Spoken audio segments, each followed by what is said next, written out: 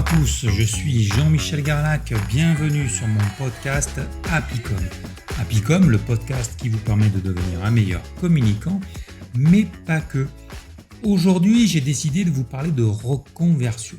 Pourquoi avoir décidé de parler de reconversion? Puisque je suis en train d'accompagner une personne qui est salariée dans une entreprise, mais qui se sent plus trop en phase, qui a différentes problématiques et qui a envie de se reconvertir, et notamment dans une activité qui n'a rien à voir avec son activité actuelle, qui a envie de se reconvertir dans le coaching.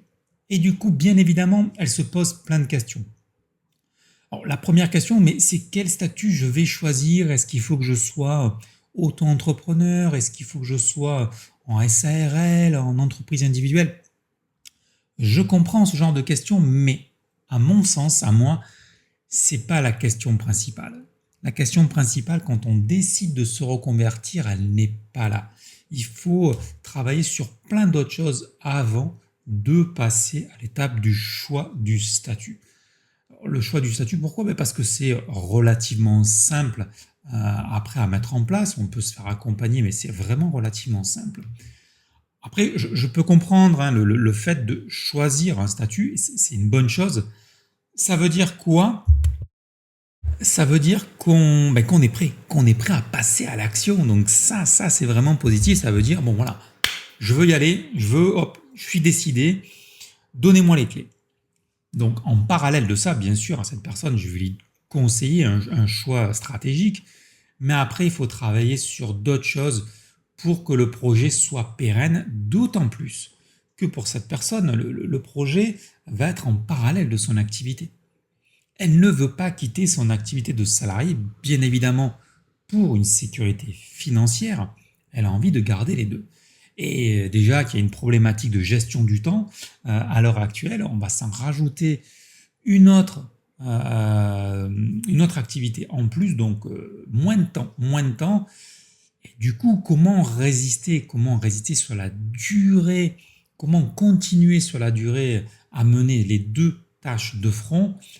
Il va falloir se poser les bonnes questions en amont, notamment pourquoi avoir décidé de faire cette reconversion? Pourquoi se destiner au métier de coach? Ensuite, quelles sont ses attentes? Quelles sont ses attentes de ce projet de reconversion? Il faut se poser cette question-là, qui après nous permet d'avancer. Réfléchir aux obstacles. Troisièmement, c'est quels sont les obstacles que je vais rencontrer pour la réussite de mon projet, ce qui va nous permettre par la suite de travailler sur ces obstacles. Qu'est-ce qui va être différent? Qu'est-ce qui va être différent de ce que je faisais avant? Quelle va être la volonté de cette personne par rapport à ce nouveau métier? Cinquièmement, qu'est-ce qu'elle va devoir faire, cette personne? Elle va devoir se reconvertir, mais concrètement, qu'est-ce qu'elle va devoir faire pour que son projet réussisse?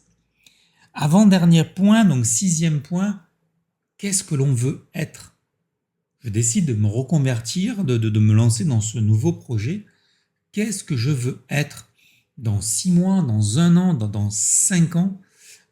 Donc c'est primordial de savoir ce que l'on veut. Si on ne sait pas ce que l'on veut, on est sûr de ne pas l'obtenir.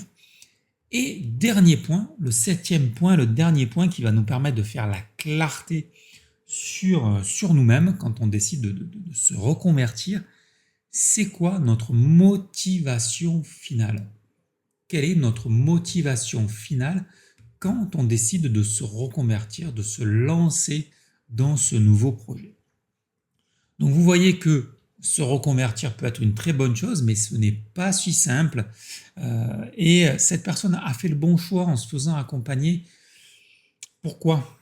Parce que ça fait gagner du temps. En se faisant accompagner, on bénéficie de l'expérience de la personne qui va vous accompagner. On va bénéficier de ses conseils, on va bénéficier de son réseau, on va bénéficier de ses erreurs. Et oui, nous avons tous fait des erreurs. Je ne sais pas ceux qui m'écoutent, si vous aussi vous avez fait des erreurs quand vous avez décidé de créer votre entreprise. Le fait de se faire accompagner par des personnes va vous aider dans votre projet de reconversion. de voir si ce projet est viable, si on peut le modifier, l'aménager, l'améliorer pour le rendre le plus pérenne possible, le plus sécuritaire possible. Puisque c'est ça l'intérêt, c'est de se dire, voilà, je décide de me reconvertir, mais l'intérêt après derrière, c'est que cette nouvelle activité nous permette d'en vivre. Donc voilà, tous mes conseils par rapport à la reconversion, c'est bien d'avoir une idée, mais le statut, c'est pas le plus important, hein, entre auto-entrepreneur, entreprise individuelle ou quoi que ce soit, c'est pas ça le plus important. Le plus important, c'est de travailler, voilà, tout d'abord sur ces 7 questions qui vont vous permettre de faire la clarté sur vous-même, sur votre projet. Et dernier point, voilà, si vous le pouvez, faites-vous accompagner. Honnêtement, c'est un vrai investissement hyper rentable. Voilà, j'espère que ce podcast vous a plu. Vous le savez, si c'est le cas, je compte sur vous pour me laisser un avis 5 étoiles sur l'application iTunes. C'est celle qui compte le plus pour améliorer ma visibilité. Et après, si Apple, c'est pas votre truc, si iTunes, c'est pas votre tasse de thé, ce qui peut m'aider, ça va être que vous partagez ce podcast autour de vous, des likes sur mes différents réseaux sociaux. Je peux vous assurer que cela m'aidera beaucoup. Et moi, je vous dis à lundi prochain.